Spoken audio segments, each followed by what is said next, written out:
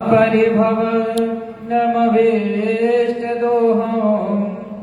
तीर्थास्पदं शिवविरिञ्चिनुतां शरण्यां मृत्यार्तिहं प्रणतपालभवाब्धिपूतां वन्दे महापुरुषते चरणारविन्दम्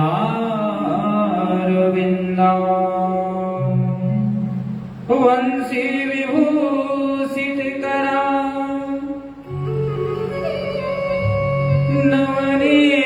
नवनीरदाभा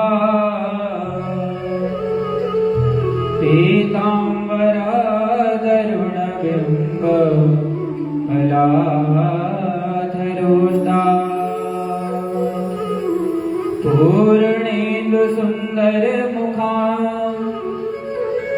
दरविन्दनेत्रा कृष्णात् परमं किमपि त्वमहं न जाने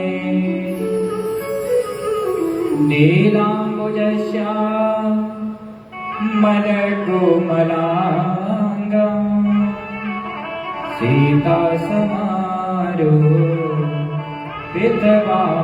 सीतासमारोपितवामभागम् पाणो महासा यगचारुचापं नमामि रामं रघुवंशनाथं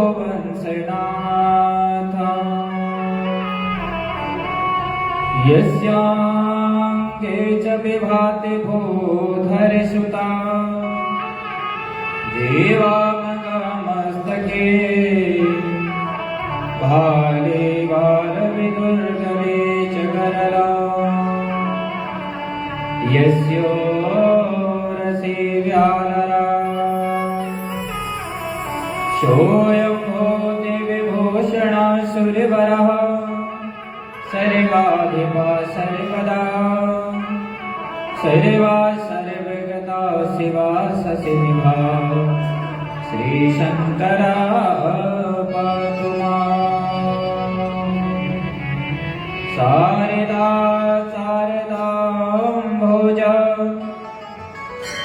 वदना वदनाम्बुजे सर्वदा सर्वदस्माकं सन्निधिं सन्निधिं क्रिया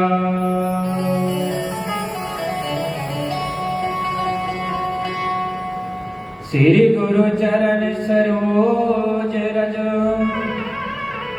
निज मन मुकुर सुधारे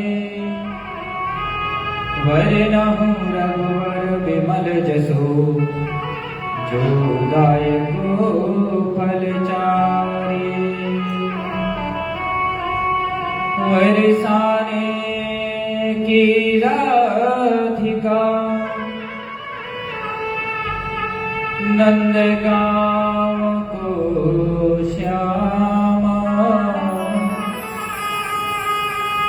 इन दोनों के ही चरणों में मेरा कोटि कोटि प्रणाम। सिया राम माया सब जग जाने करहूं प्रणाम जोरी जुग पाने।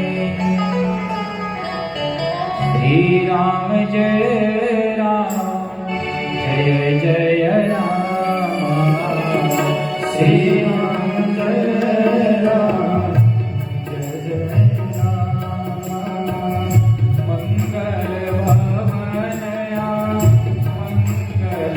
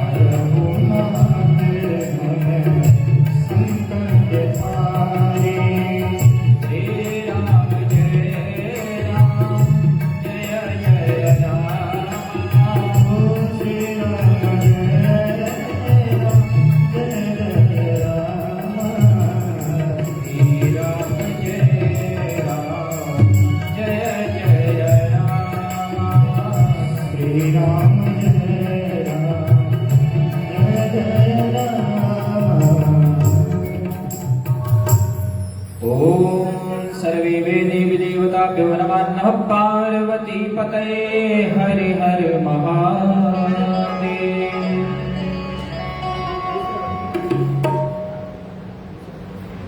अकारण करुणा वरुणालय भक्तवात्सल कल्पतरु अखिल ब्रह्मांड नायक मेघ वर्ण पीतांबरधारी कमर पर करदनी पहने हुए मोर मुकुट को धारण किए हुए वृंदावन धाम में गौचारण करने वाले भगवान वैकुंठाधिपति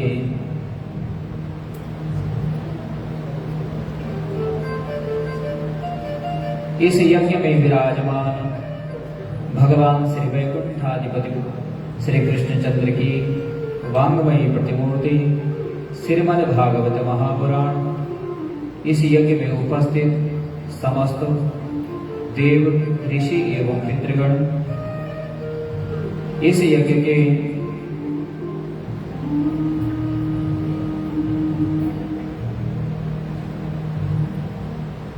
जो हमारे इस यज्ञ में उपस्थित वर्णित हमारे आचार्यगण संगीत आचार्यगण हमारे पाक शास्त्री जी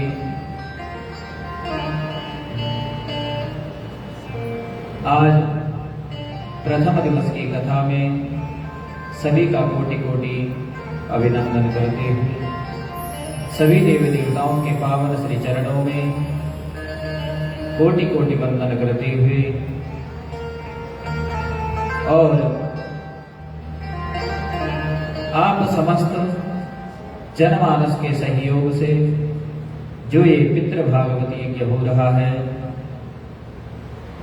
ठाकुर जी से प्रार्थना करते हुए कि समस्त जितना भी जनमानस इस यज्ञ से जुड़ा हुआ है सभी के पितरों की कृपा उनके ऊपर बनी रहे। जिनके पितृ अधोगति में हैं उन्हें मुक्ति मिले, वंश में वृद्धि हो, कुल में वृद्धि हो, धन में वृद्धि हो, यश में वृद्धि हो, मान सम्मान में वृद्धि हो। इसी भाव के साथ में आज से इस पितृ यज्ञ का हम शुभारंभ करते हैं। तो एक बार पुनः सभी देवी देवताओं के पावन चरणों में प्रणाम करते हुए आइए आप और हम इस पितृ यज्ञ में भगवान श्री कृष्ण के पावन चरित्रों का गुणगान करें, भगवान की कथा सुने और हो सके तो आज से लेकर 7 दिन तक सात्विक भोजन करें तो ज्यादा उत्तम रहेगा। तो बोलिए बाल कृष्ण भगवान की जय जय श्री राधे। बोली सीता मैया की जय। तो आइए सर्वप्रथम कथा में प्रवेश करने से पूर्व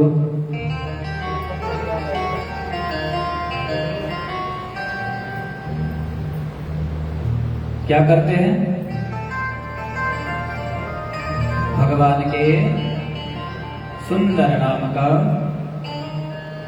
संकीर्तन करें। आइए मन और वाणी को पवित्र करते हुए आज की कथा में प्रवेश करेंगे।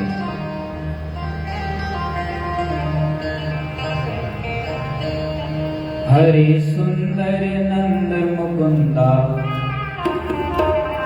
हरि नारायण हरि ओम। हरि सुंदर नंद मुकुंदा हरि नारायण हरि ओम। हरि सुंदर नंद मुकुंदा हरि नारायण हरि ओम। हरि सुंदर नंद मुकुंदा हरि नारायण हरि ओम। हरि केशव हरि गोविंदा हरि नारायण हरि ओम। हरि केशव हरि गोविंदा हरि नारायण हरि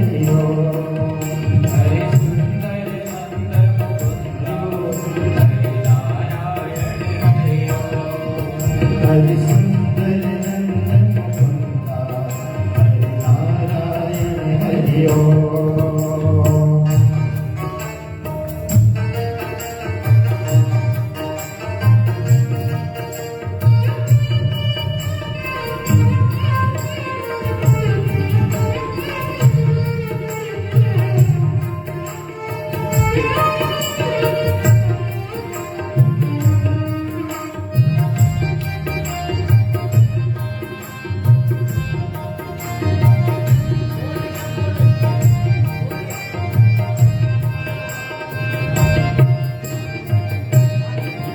वनमाले मुरली धारे गोवर्धन गिरवर धारे।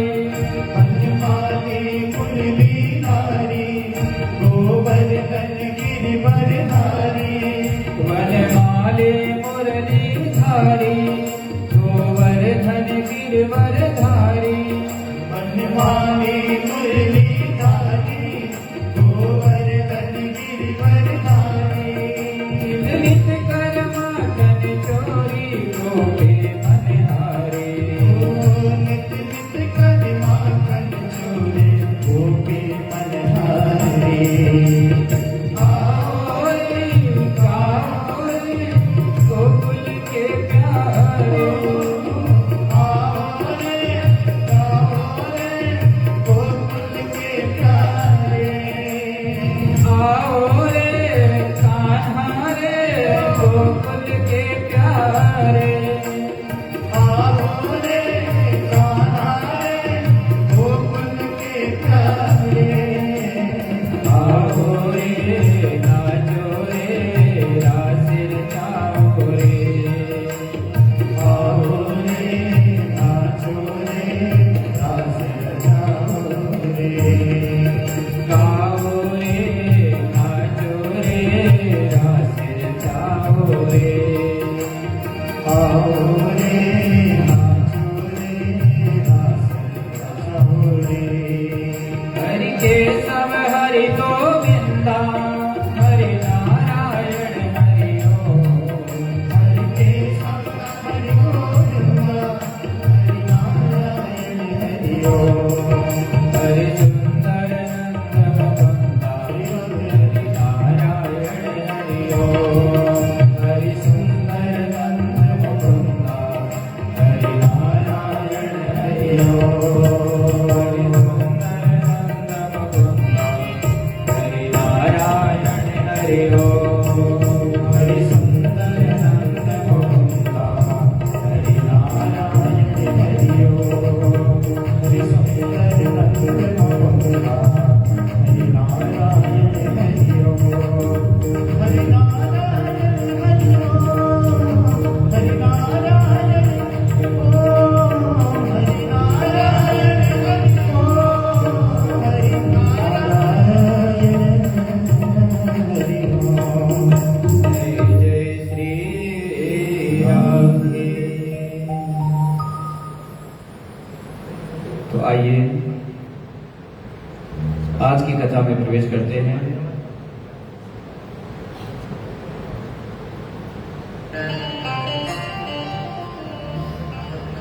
हम आप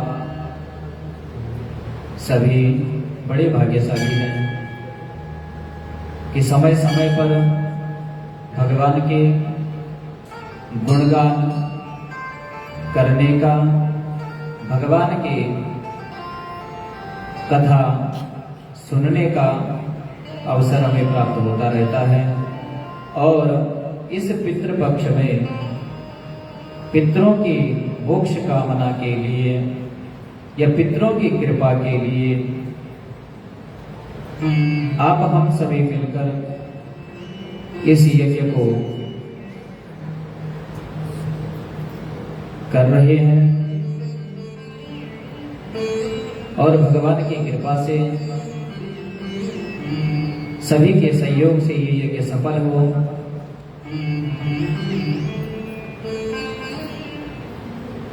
हम सभी लोग सबसे पहले तो समय का दान देंगे।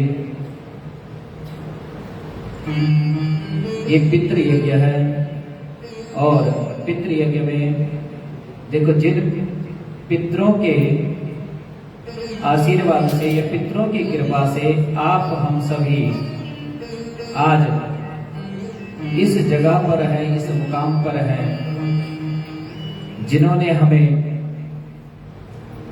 जिनके वंश में हम लोगों ने जन्म लिया है, उन पितरों के निमित्त अगर हम समय नहीं निकाल सकते हैं तो ये हमारा सबसे बड़ा दुर्भाग्य होगा। और आज अगर हम ही अपने पितरों के निमित्त समय नहीं निकाल पा रहे हैं तो हमारी आने वाली पीढ़ी हमारे लिए इतना भी समय नहीं निकालेगा। जब तक माता पिता या हमारे जो बुजुर्ग हैं इस लोक में हैं, तब तक उनमें क्या करें? श्रद्धा करें और श्रद्धा पूर्वक उनकी सेवा करें। क्या करना है? सेवा करनी है। और जब वो पितृलोक में चले जाएं, दूसरे लोक में चले जाएं, तो फिर श्रद्धा पूर्वक श्राद्ध करें, भगवान की कथा सुने। इसीलिए श्राद्ध पक्ष होता है।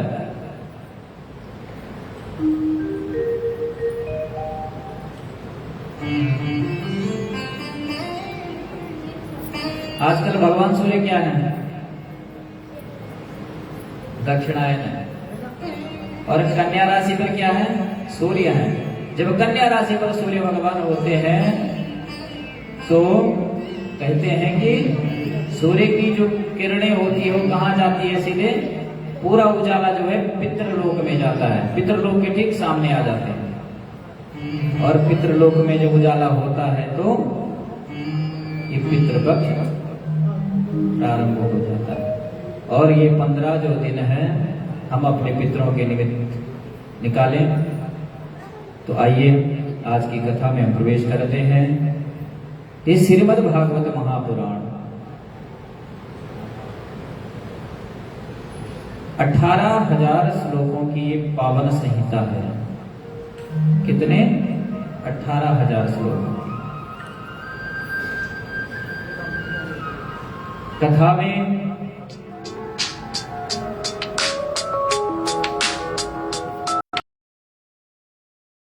12 स्कंद हैं।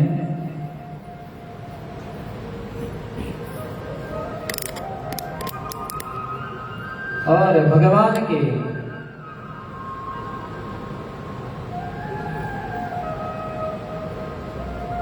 सुंदर गुणगान, भगवान की सुंदर लीलाएं, जिससे इस लोक में तो सुख मिलता ही है, अन्य लोकों में भी सुख की प्राप्ति होती है। तो आइए हम उसी सच्चिदानंद भगवान का स्मरण करें।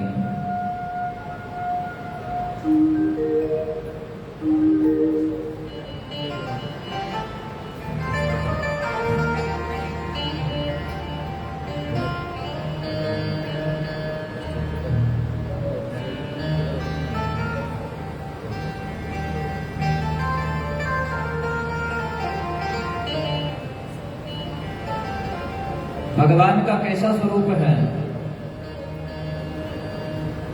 कहते हैं कि सच्चिदानंद रूपाय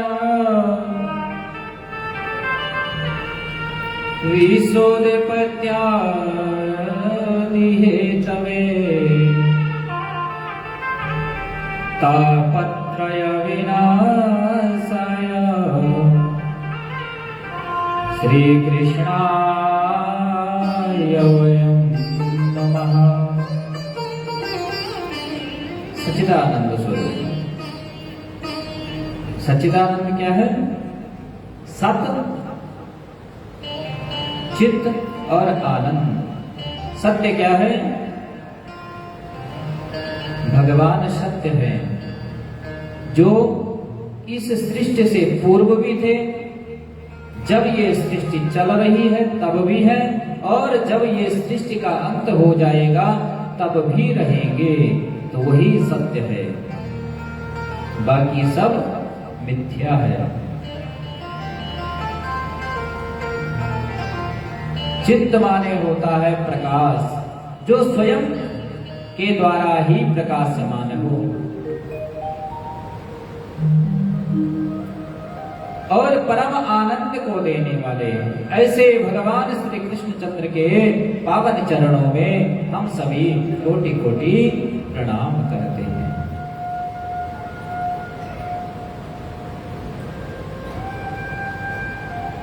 जो क्या है? सत्य है और समस्त पापों को समाप्त करने वाले हैं, हरने वाले हैं।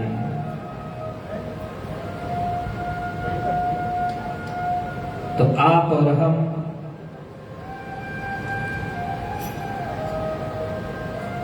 अपने मन रूपी भ्रमर को, मन क्या होता है? भौरा होता है, भौरे की तरह इधर से उधर भटकता रहता है, होता है ना। तो आइए हम और आप सभी क्या करें, ये मन रूपी जो भ्रमर है, इस भ्रमर को ले चले कहाँ? नैमिषारण्य की उस पावन भूमि पर, जहां क्या हो रहा है? सौनकादि 88,000 ऋषि मुनि बैठे हुए हैं और उसी समय वहां प्रकट होते हैं, पहुंच जाते हैं। कौन? श्री सूत जी भगवान। सभी ने भगवान सूत जी की पूजा की, अर्चना की और कहा कि हे प्रभु, हे सूत जी महाराज, हमें कृष्ण कथा का रसापान करा दीजिए। और सूत जी महाराज 88,000 सौनकादि ऋषियों को कृष्ण कथा का रसास्वादन करा रहे हैं। कहां पर? नैमिषारण्य के पावन तीर्थ में। नैमिषे सूतमासीनं विवाद्यं महामतिं कथामृतरसा स्वादकुशलः सौनको ब्रवीत।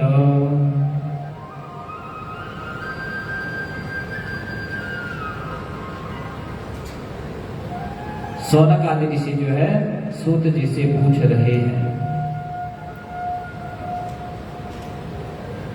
तो कथा में बढ़ने से पहले कथा के भागवत जी में श्रोता और वक्ता का विचार किया गया है।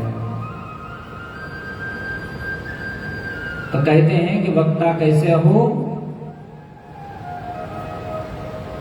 जो महामति, जिस प्रखर बुद्धि हो, अपने आप की जो बात है वो दूसरों को भी समझा सके। जिसकी बोली भाषा ही समझ में नहीं आएगी तो उसका कोई महत्व नहीं रह पाएगा।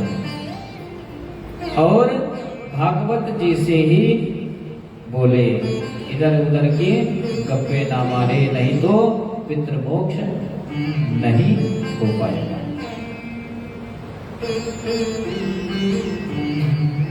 क्योंकि कथा या भगवान का नाम ही पापों को मिटाने वाला है। और अगर हम भगवान का नाम न लेकर, भगवान के कथा को न करके इधर उधर की बातें अगर करते रहें तो किसी का भी कल्याण नहीं हो पाएगा। क्योंकि कल्याण करने वाले सिर्फ भगवान ही है। और श्रोता कैसा हो?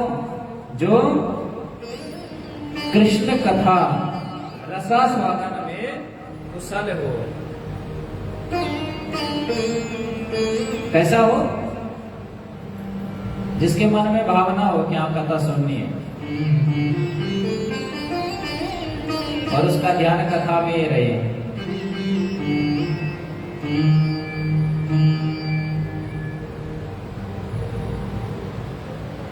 तो इसीलिए कह रहा हूं कि कथा में ही ध्यान रखना, क्योंकि भगवान का नाम पुण्यों को देने वाला है। तो नैमिषारण्य की पावन धरा जो साधकों को भी सिद्धि प्रदान करने वाली है। और कहते हैं कि पूर्व काल में यहाँ पर मनु और उनकी धर्मपत्नी शतरूपा ने 23,000 वर्षों तक इस नैमिष क्षेत्र में तप किया था। यहाँ मुनियों का सिद्धों का समाज बसता है।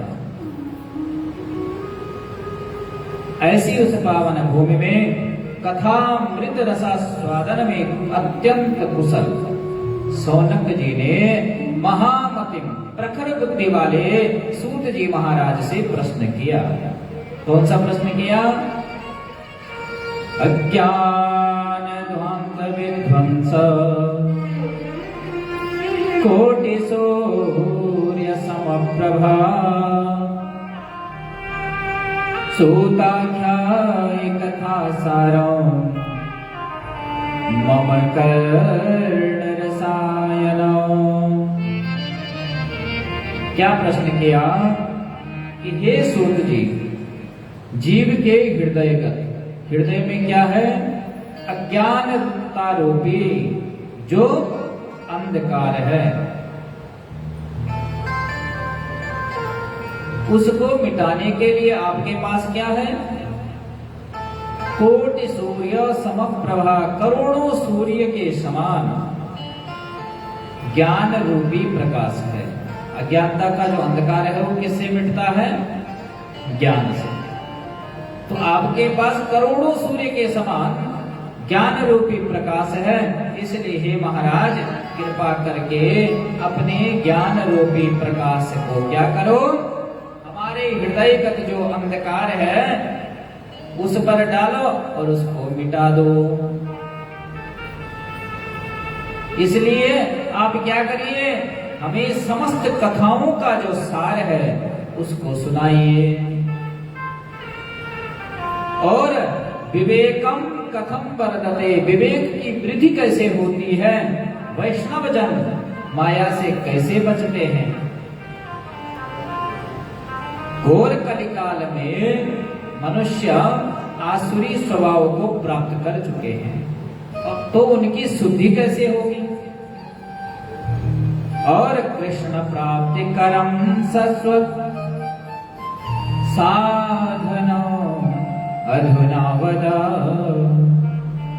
भगवान श्री कृष्ण की प्राप्ति का शाश्वत साधन क्या है?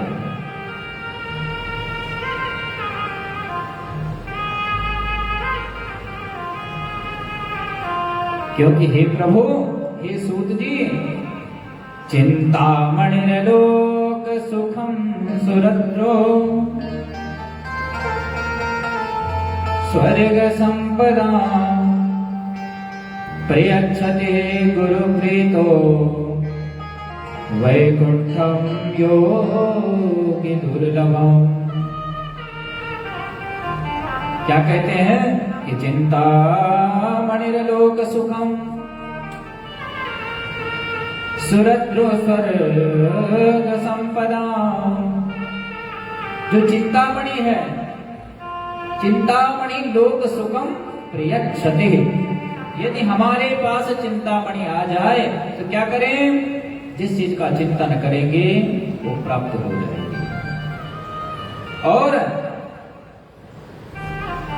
सुरद्रो स्वर्ग संपदम प्रियच्छते, यदि हमें कल्प वृक्ष मिल जाए तो जो भी उसके नीचे कल्पना करेंगे, यहाँ तक कि स्वर्ग की संपदा की भी अगर कल्पना करेंगे तो वो प्राप्त हो जाएगी। लेकिन इन दोनों में इतनी शक्ति नहीं है कि वो भगवान को प्रकट कर सके। और वो शक्ति किसमें है? तो कहते हैं कि वो शक्ति श्री सद्गुरु जी में है। यदि सद्गुरु चाहे तो योगी दुर्लभम वैकुंठम प्रियच्छते, योगियों को भी जो परम दुर्लभ वैकुंठ है उस पद की प्राप्ति करा देते हैं। सूत जी महाराज बड़े प्रसन्न हुए। कहा, हे ऋषियों, आपका जो प्रश्न है कैसा है? सार्वभौम है, सभी के लिए है।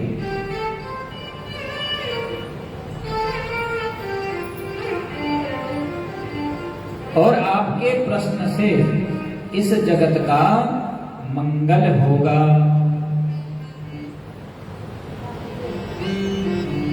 क्या होगा? जगत का कल्याण होगा। काल व्याल मुखग्रास त्रास निर्णास हेतवे श्रीमद् भागवतम शास्त्र खलु किरेण भासितम् किरेण सुखेन भासितम्। काल रूपी सर्प के मुख का ग्रास होने के कारण हम आप क्या हैं? हम सभी काल रूपी सर्प के मुख में बैठे हुए हैं। बैठे हुए हैं ना? अभी ठीक ठाक है, अभी कुछ भी हो जाएगा, पता नहीं लगेगा, एक पल का भरोसा नहीं है। शाम को सोए थे, सुबह राम नाम। तो हम आप क्या है? काल रूपी सर्प के मुख में बैठे हुए हैं। और माना हम किसी अजगर के मुख में हैं तो कब तक जिंदा है? कब तक जिंदा रहेंगे? जब तक वो मुख बंद ना करे। अब वो मुख कब बंद करेगा ये कुछ पता नहीं है। और जीवन में सबसे ज्यादा भय भी किस चीज का होता है? किस चीज का होता है? हाँ, मृत्यु का सबसे ज्यादा भय होता है। मृत्यु से ज्यादा किसी भी चीज का भय नहीं होता है। और इसी मृत्यु के भय को दूर करने के लिए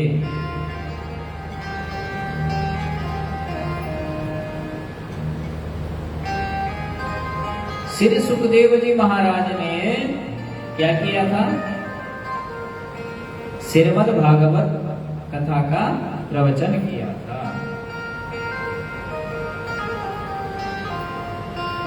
किसको सुनाई थी? राजा परीक्षित को। क्योंकि मौत का भय हो गया था ना। आज से 7वें दिन, आज के ठीक 7वें दिन हे राजा तेरी मृत्यु होगी, तो मौत का भय हो गया था। और उसी भय को दूर करने के लिए सुखदेव जी महाराज ने श्रीमद् भागवत कथा का प्रवचन किया। और ये भागवत कथा कब सुनने को मिलती है? हर एक को नहीं मिलती है। किसको मिलती है? तो हमारे जो ग्रंथ हैं कहते हैं कि भाग्योदयेन बहुजनम समरजितेन सत्संगमं चलवते पुरुषो यथा वै अज्ञान हेतु कृत मोह मद कारणासं विदाय हि तदोदयते विवेका। यदि जन्मांतरे पुण्यम भवेत् तदा भागवतम लभेत्। जब जीवों के कई जन्मों के पुण्य उदय होते हैं, यदि जन्मांतरे पुण्य, कई जन्मों के पुण्य उदय होते हैं, तब जाकर क्या होता है? सौभाग्य, श्रीमद् भागवत कथा सुनने का सौभाग्य प्राप्त होता है।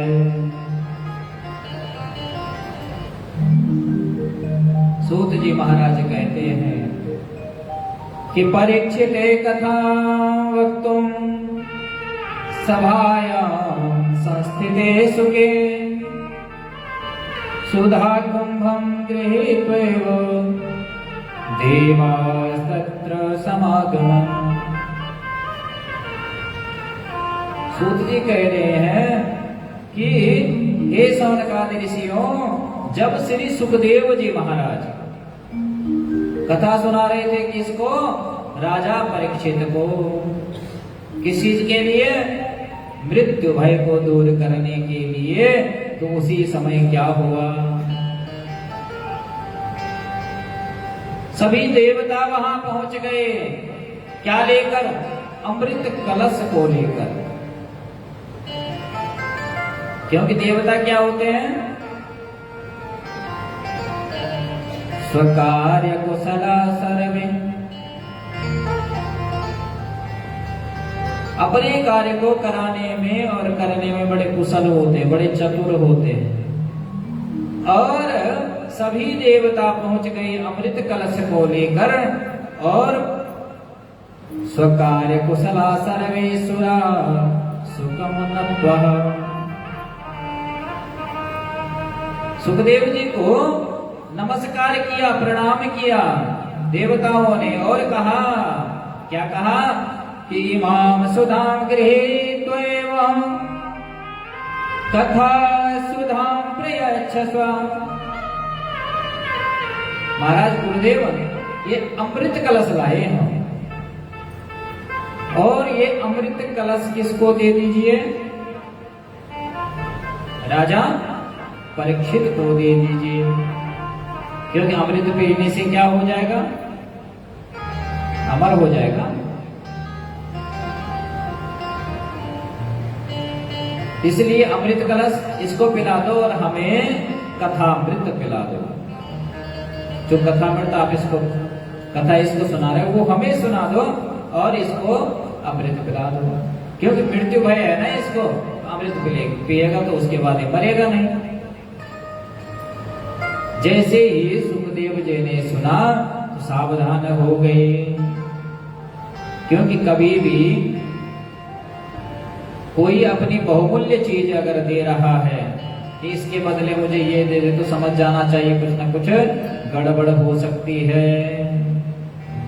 और सावधान होकर भगवान सुखदेव जी ने कहा, देवताओं को क्या कहा भगवान सुखदेव ने कि क्व सुधा क्व कथा लोके क्व काचा क्व मणिर्महान् ब्रह्मरातो विचारेवम् तदा देवादिहासः।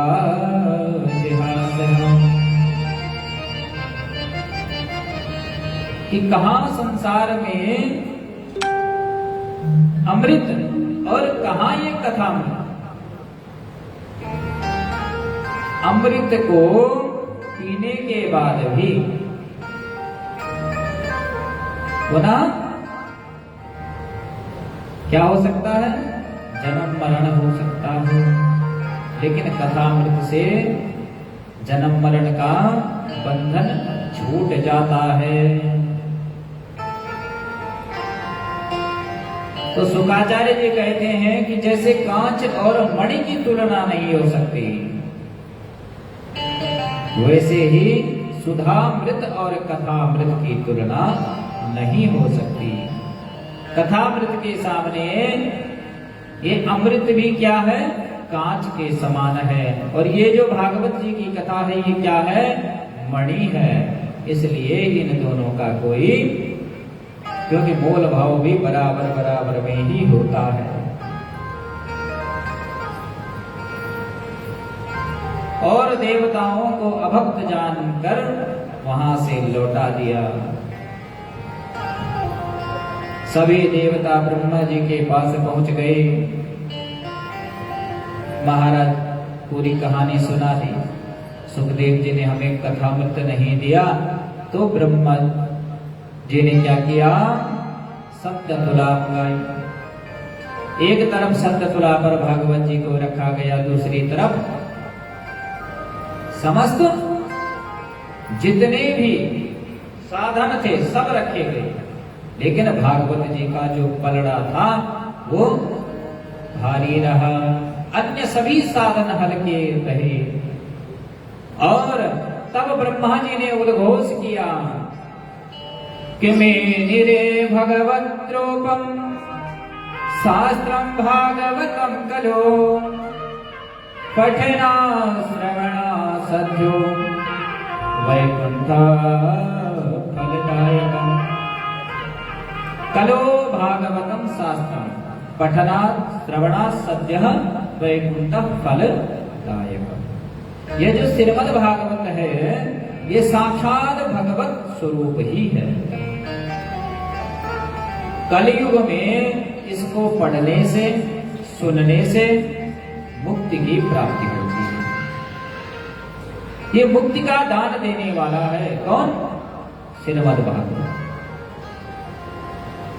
तो सौनक जी कहते हैं कि जब श्रीमद् भागवत कथा की इतनी बड़ी महिमा है तो ये कथा 7 दिन में ही क्यों सुनाई जाती है?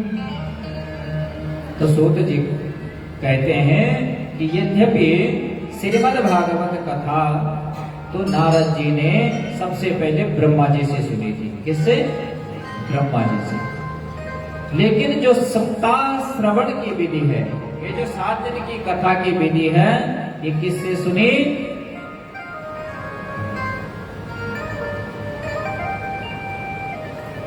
सनकादिक आदि ऋषियों से।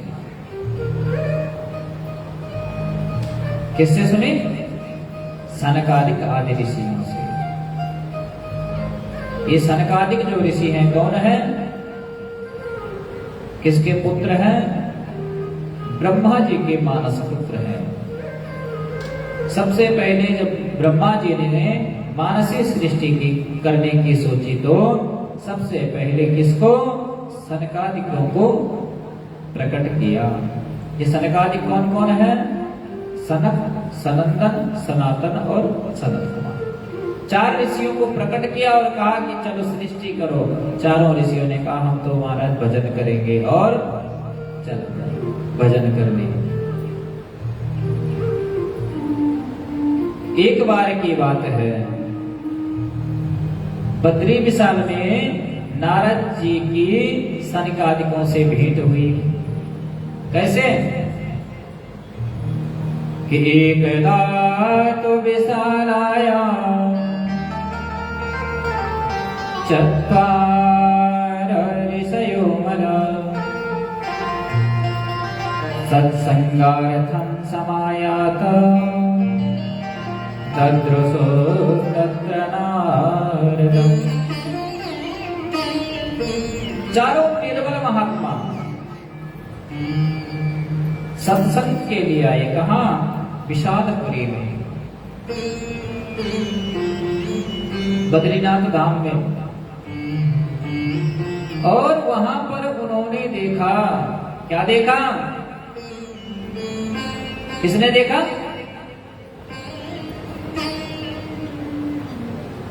कथा को ध्यान से सुनना, बीच बीच में पूछते हुए। किसने देखा है? किस किस को पता है किसने देखा? देखो एक कोई पता है। अरे सनकादिकों ने देखा। किसको देखा? नारद जी को। और कैसे देखा?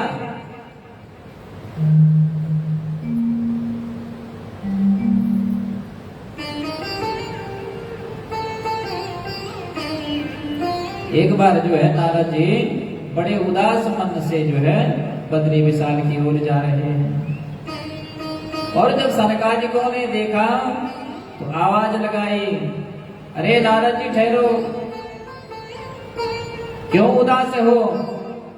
कथम ब्रह्मणदेन मुखम कुतश्चिन्तातुरो भवान् त्वरितं गम्यते कुत्र कुतश्चागमनं तव। अरे महाराज, आप इतने उदास होकर कहाँ जा रहे हो? लगता है जैसे किसी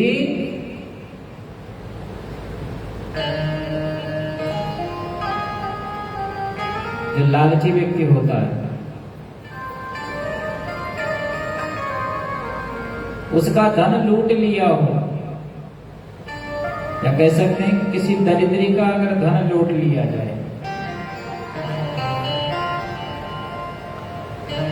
आपका मुख ऐसे उदास हो रखा है, क्या बात है? आप कहां से आ रहे हो? कहां आप जा रहे हो? इतने उदास क्यों हो?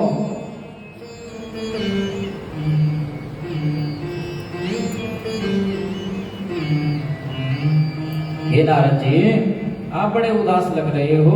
लगता है जैसे किसी दरिद्री व्यक्ति का धन लूट लिया हो। लेकिन आप तो ऐसे भी नहीं हो, क्योंकि आप तो परम वैष्णव हो। और जो संत होते हैं उनका धन क्या होता है? क्या होता है? संतों का धन क्या होता है?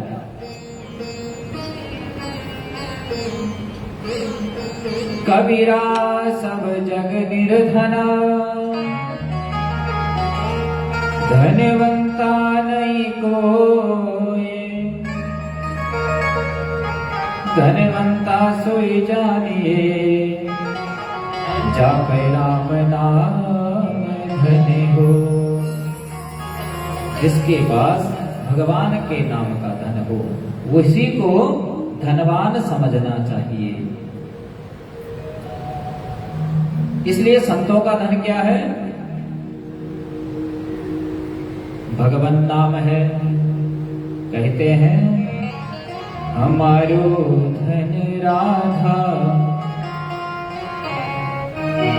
श्री राधा श्री राधा। हमारो धन राधा, श्री राधा श्री राधा। हमारो धन राधा, श्री राधा श्री राधा। हमारो धन राधा, श्री राधा श्री राधा। परम धन राधा राधा राधा राधा राधा। परम धन राधा राधा राधा राधा। हमारो धन राधा, श्री राधा श्री राधा। हमारो धन राधा, श्री राधा। जीवन धन राधा राधा राधा राधा राधा। जीवन धन राधा राधा राधा राधा राधा। जीवन धन राधा राधा राधा राधा राधा। जीवन धन राधा राधा राधा राधा राधा। हमारो धन राधा, श्री राधा श्री राधा। हमारो धन राधा, श्री राधा श्री राधा। हमारो धन राधा, श्री राधा श्री राधा। रसिक धन राधा राधा राधा राधा राधा। रसिक धन राधा राधा राधा राधा राधा। परम धन राधा, श्री राधा श्री राधा। परम धन राधा, श्री राधा श्री राधा। कठोरे मन राधा, श्री राधा श्री राधा। कठोरे मन राधा, श्री राधा श्री राधा। मधुरे मन राधा, श्री राधा श्री राधा। कठोरे मन राधा, श्री राधा श्री राधा। जमुरे मन राधा, श्री राधा श्री राधा। जपुरे मन राधा, श्री राधा श्री राधा। हमारो धन राधा, श्री राधा श्री राधा। हमारो धन राधा, श्री राधा श्री राधा। हमारो धन राधा, श्री राधा श्री राधा। हमारो धन राधा, श्री राधा श्री राधा। जय जय श्री राधे श्याम।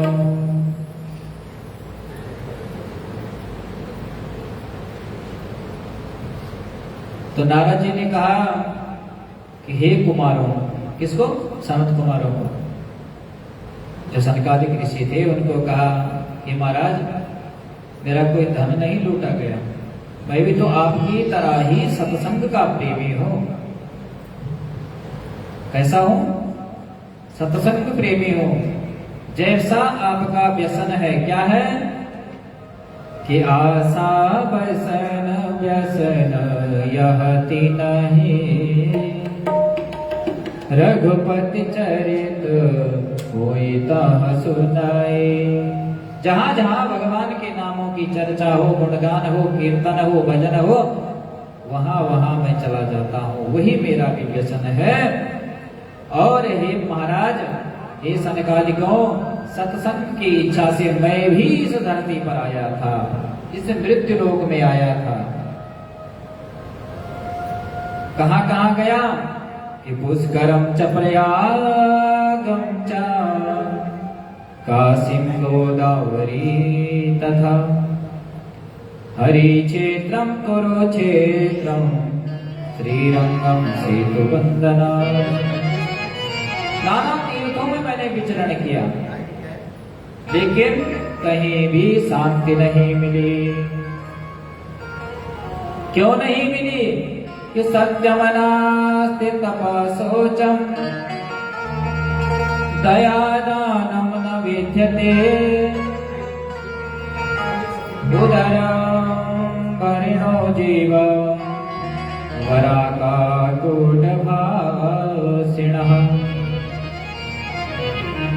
शांति इसलिए नहीं मिली कि न कहीं पर सत्य है, न कोई तप है, न कोई शुद्धता है, न ही कोई दया है, ना ही कोई दान है। जीव मात्र का एक लक्ष्य हो चुका है, एक ही धर्म बन चुका है। वो क्या है कि किस तरह से पेट भरा जाए।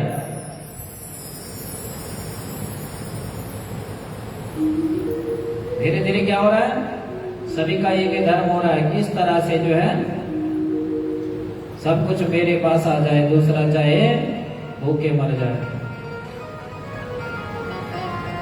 और आज हर माँ बाप अपने बच्चों को भी वही शिक्षा दे रहे हैं कि बस नौकरी लग जाए, कहीं जीवन में आगे जाकर अपना भरण पोषण वो कर सके। संस्कार कोई नहीं दे रहा है।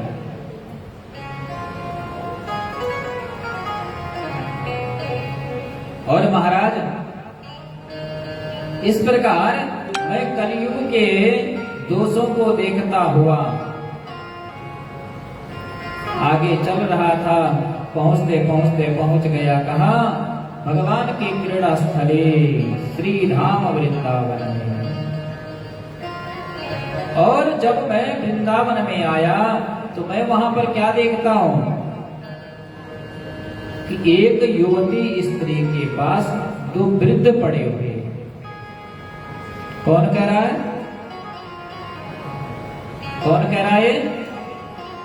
नारद जी कह रहे हैं। किससे? सनकादिकों से कि जब मैं श्री धाम वृंदावन आया तो वहां पर मुझे क्या देखने को मिला कि एक युवती स्त्री के पास दो वृद्ध पड़े हुए हैं। और जैसे मैं निकट गया तो उस युवती ने मुझे देखकर आवाज लगाई और कहा कि भो भो साधो क्षणम तिष्ठ मचिंतामपि नाशय दर्शनम तव लोकस्य सर्वथा गहनम परम। हे महात्मा जी, जरा ठहरिए और मेरी चिंता भी नष्ट कर दीजिए, क्योंकि संतों का जो दर्शन है वो क्या होता है? समस्त कष्टों को मिटाने वाला होता है, समस्त पापों का हरण करने वाला होता है। नारद जी ने कहा, देवी तुम कौन हो और ये दोनों तुम्हारे क्या है? तुम्हारे आसपास में जो ये देवियां खड़ी हैं ये कौन है? तो उस देवी ने उत्तर दिया। क्या उत्तर दिया? कि अहम भक्ति रीति ख्याता हिमो में तनयो मतो ज्ञान वैराग्य नामानो काल योगे न जरे जरो। हे महाराज, मेरा नाम है भक्ति। ये जो दोनों हैं ये मेरे पुत्र हैं, इनका नाम है ज्ञान और वैराग्य। और ये जो मेरे साथ में देवियां खड़ी है ये गंगा आदि देवियां हैं। समय विपरीत होने के कारण आज ये मेरे जो पुत्र हैं ये वृद्ध हो गए। क्या हो गए? वृद्ध हो गए। मेरा जन्म दक्षिण में हुआ, उत्पन्ने द्रविणे साहम,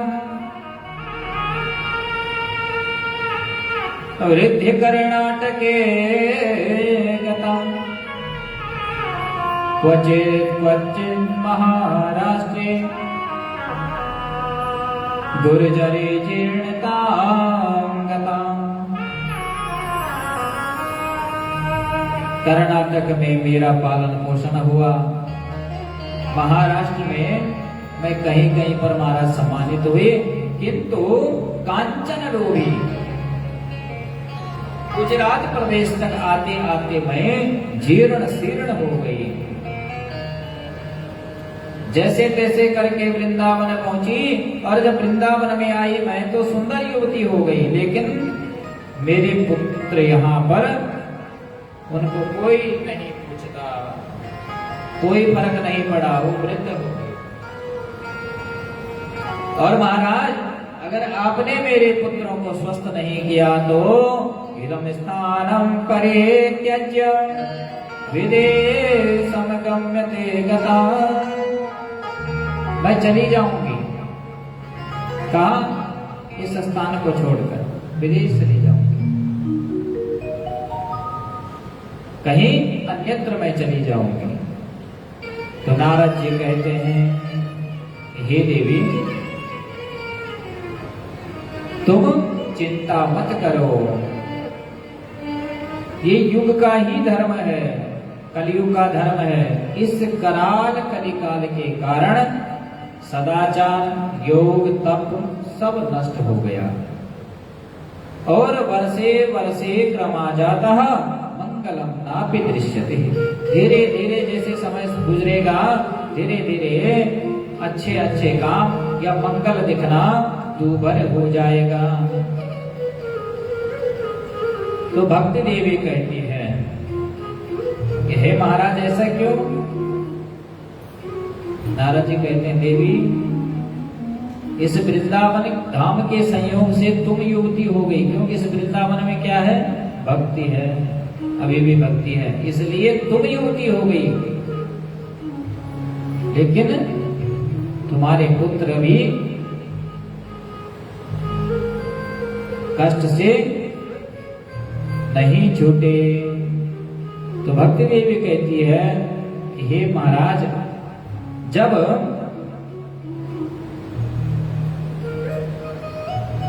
राजा परीक्षित के सामने कली आया था, तो राजा परीक्षित ने उस अपवित्र कली को, जो इतना अपवित्र है, उसको रहने क्यों दिया? और भगवान श्री हरि से ये अधर्म कैसे देखा गया? ये कैसे देखा जाता है? तो नारद जी कहते हैं कि हे देवी, राजा परीक्षित ने कलयुग को इसलिए छोड़ दिया था क्योंकि कलयुग में अनेक क्या है? दोष हैं, लेकिन फिर भी एक महान गुण है। क्या है? इस कलयुग में एक महान गुण है जो अन्य किसी युगों में नहीं है। और देखो, अपने एक गुण के कारण जो है कलयुग आज भी टिका हुआ है। कौन सा युग है? कौन सा गुण है वो? तो यत फलमनास्ति तपसा न योगेन समाधिना तत्फलं लभते सम्यक् कलो केशव कीर्तना।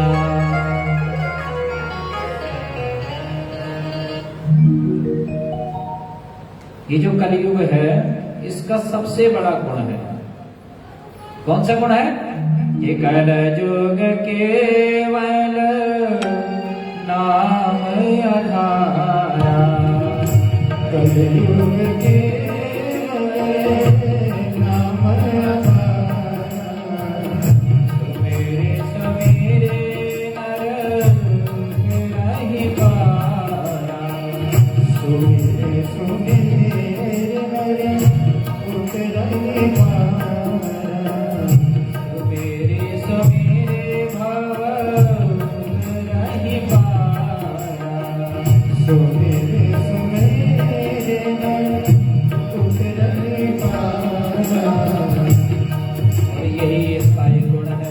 कलयुग में भगवान के नाम का जो स्मरण करेगा, नाम को जो जपेगा, वो भव से पार हो जाएगा। अन्य युगों में क्या करना पड़ता है? हजारों सालों तक तपस्या करो,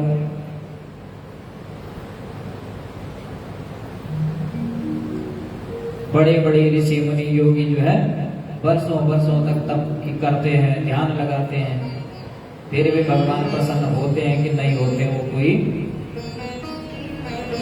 निश्चित नहीं है। लेकिन कलयुग में नाम स्मरण करने से ही हरि प्रसन्न हो जाते हैं। और रही बात कि भगवान ये सब कैसे देखते हैं, या भगवान से ये सब कैसे देखा जाता है, तो अयं तु युग धर्मो ही वर्तते कस्य दूषणम, ये तो कलयुग का स्वभाव है। भक्ति महारानी ने नारद जी की स्तुति की और कहा, हे देवर्षि आप धन्य हैं,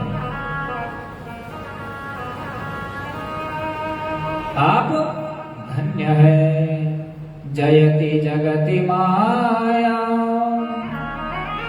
यस्य कायाधवस्ते, वचन रचन में का केवलम चाकलया,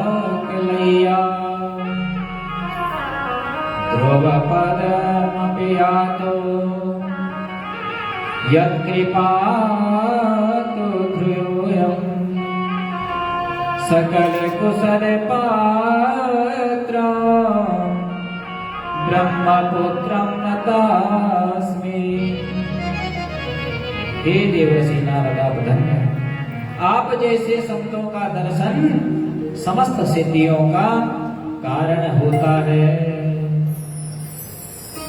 आपके दर्शन से समस्त पाप मिट जाते हैं और सबका कल्याण होता है।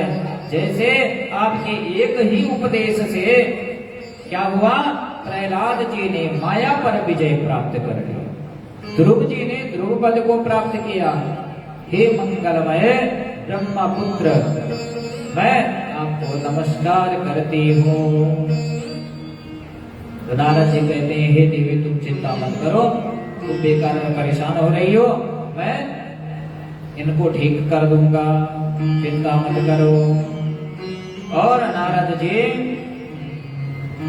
ने उस देवी को आश्वासन दे दिया, ये देवी अगर ठीक नहीं कर पाऊं तो मैं भी हरि का दास नहीं हूं, और प्रत्येक के हृदय में इस लोक में अगर तुम्हें मैं स्थापित न कर सकूं तो मैं हरि का दास नहीं हूं।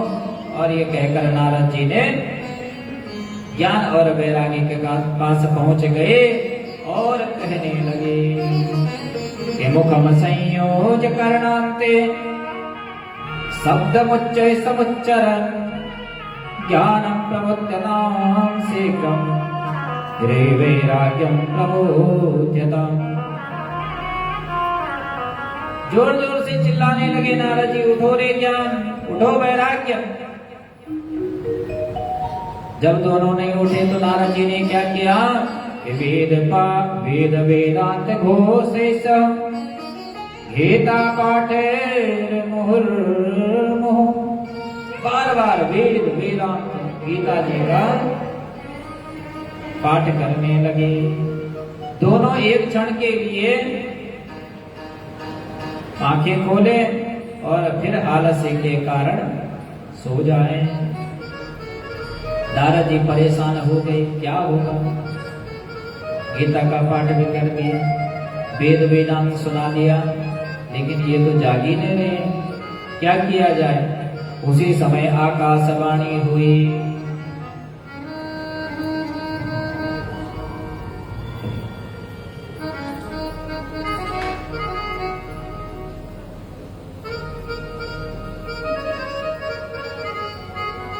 आकाशवाणी हुई, व्योमपाणी तदेव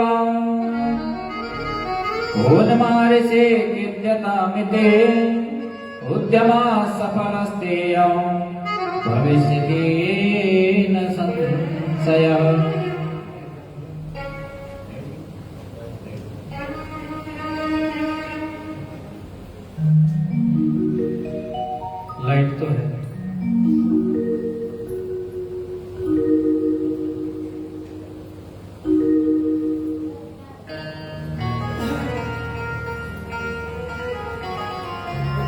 आकाशवाणी हुई कि हे ऋषि, हे नारद जी, आपका जो प्रयास है वो निश्चित ही सफल होगा, लेकिन तुम क्या करो, सत्कर्म करो।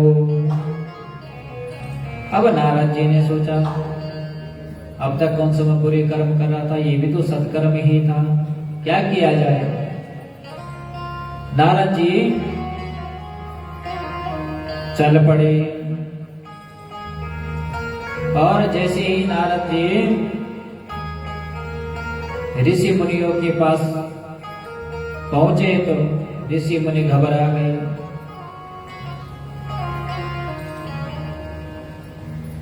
क्योंकि इतना महान जो है संत नारद जी, जब उनको पता नहीं है तो हम क्या बताएं। तो किसी ने ऋषि ने समाधि लगा दी, कोई अपना आश्रम छोड़कर ही चला गया।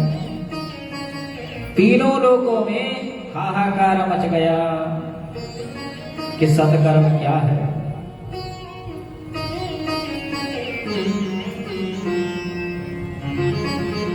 कौन सा ऐसा सत्कर्म होगा, हाहाकार मच गया। जब वेद वेदांत गीता पाठ के उद्घोष से ज्ञान वैराग्य स्वस्थ नहीं हुए तो दूसरा कौन सा उपाय है। नारद जी कहते हैं,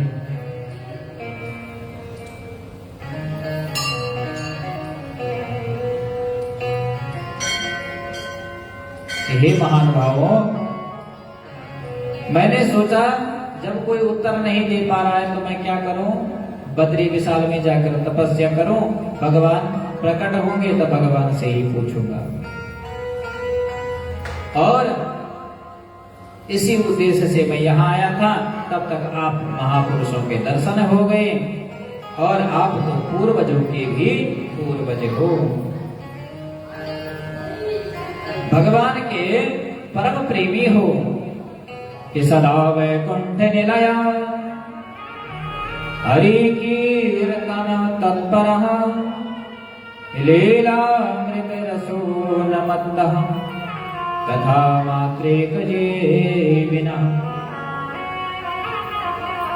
सदा आप वैकुंठ में निवास करते हैं, सदैव भगवान श्री हरि के कीर्तन करते हैं, उसी में आप तत्पर रहते हैं। कथा ही एकमात्र आप लोगों का जीवन है। तो सनकादिक कहते हैं, नारद जी तुम चिंता मत करो, बड़ा ही सरल उपाय है। किस चीज के लिए? ज्ञान और वैराग्य को ठीक करने के लिए बहुत सरल उपाय है, चिंता मत करो। तुम क्या करो, श्रीमद् भागवत करवाओ, क्योंकि श्रीमद् भागवत ही सत्कर्म है, जिसके अनुष्ठान से ज्ञान और वैराग्य दोनों स्वस्थ हो जाते हैं। कहने का भाव है, अगर हम श्रीमद् भागवत जी की कथा निरंतर सुनते रहते हैं तो इससे धीरे धीरे क्या हो जाता है, हमारे मन में भगवान के प्रति ज्ञान यानी सत्य की हमें जानकारी होने लगती है और असत्य के प्रति हमारा जो मोह है वो धीरे धीरे खत्म हो जाता है। असत्य क्या है? संसार असत्य है। और जब संसार के प्रति हमारा मोह धीरे धीरे खत्म होगा और भगवान के प्रति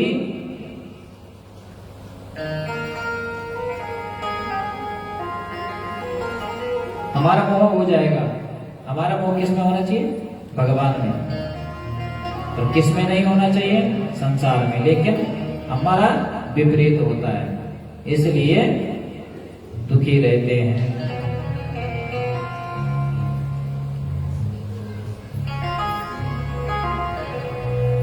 तो जब भगवान के प्रति हमारे मन में उत्तम भाव आए,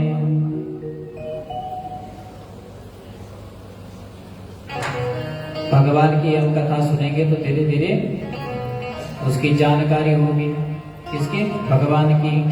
और जब भगवान की जानकारी होगी तो उसकी कृपा होगी, और कृपा ऐसी होगी कि हमारे अंदर ज्ञान है, जो कैसा है?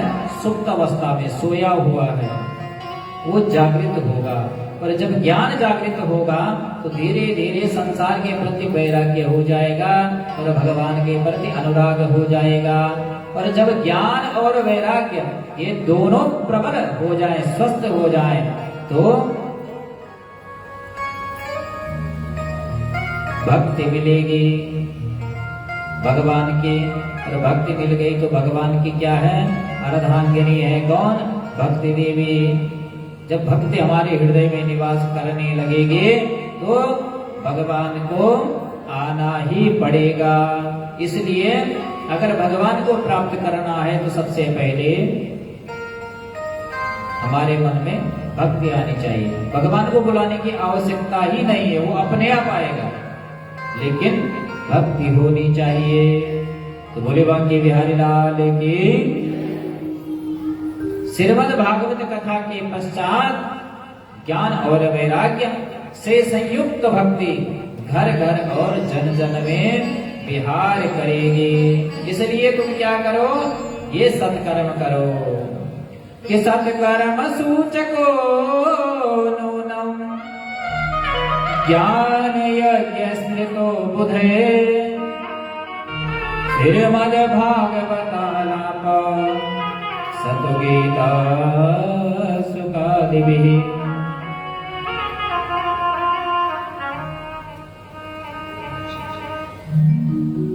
पंडितों ने, जो बुद्धिमान जन है, उन्होंने ज्ञान यज्ञ को ही सत्कर्म कहा। सत्कर्म का मतलब होता है मुक्तिदायक कर्म, जो मुक्ति को प्रदान करता हो, वही सत्कर्म है।